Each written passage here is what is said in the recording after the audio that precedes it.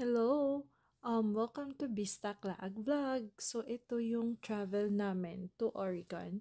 So, not really Oregon kasi nandito na to sa Oregon. So, it is our travel from Coast Bay to Bandon Beach. So, it took us like 30 minutes to travel there. And this is the road going there from where we stayed hanggang sa yung crabbing area. So, as you can see, two-way road lang. Tapos, hindi ka pa pwede mag-overtake kasi yung line sa gitna is parang straight line, walang, no broken lines. So, ito yun. Parang walang tao nga parang kami lang yung nagta-travel sa load. Parang ang super lungkot tignan. So lonely, walang ibang sasakyan. So, ito yung namin, yung crabbing moments. So, we were there 2 days. So, we went there that day and then bumalik din kami the next day kasi um, iniwan namin yung fish, namin, crabbing net. Kasi if hindi namin iiwan is wala kaming makukuhang mga crabs.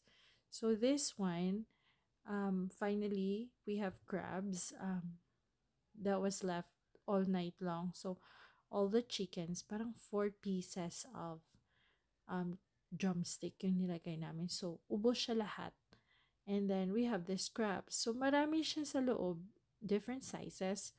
But we only need like 5 and 3/4 na size. So, bibili ka pa ng measurement na parang $2 na pang measure mo. So, if hindi aabot sa 5 and 3/4, so dapat you have to put it back in the sea. And if female din, hindi mo din siya pwedeng kunin kahit more than 5 and 3/4. So, yun, meron talagang nagbabantay. Tapos, we really have to measure and be responsible sa aming ginagawa.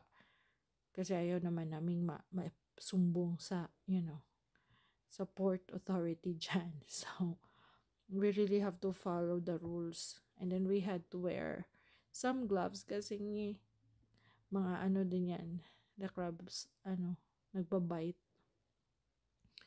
So, yun, most of it, I think we only got one na dinala namin sa bahay. The rest, tinapon na namin sa dagat. Sayang, pero we have no choice kasi that's the rules there. Pero overall, we enjoyed the trip and we enjoyed the crabbing. So, we learned a lesson well na next time, dapat damihan namin ng mga ganyan, mga crabbing net.